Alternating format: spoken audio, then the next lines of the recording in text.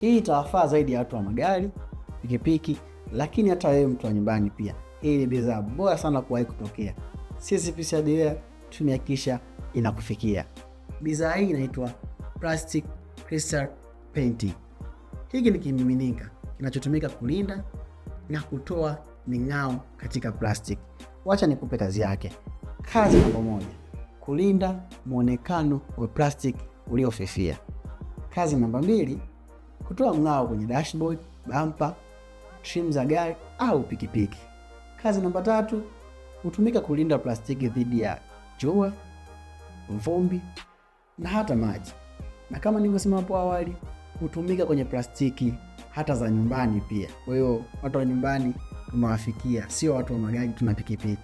Kifaa hicho nakipata PC Hardware tuliopo Mbalizi Mbeya, au unaweza kutupigia simu nambari 0766 009842.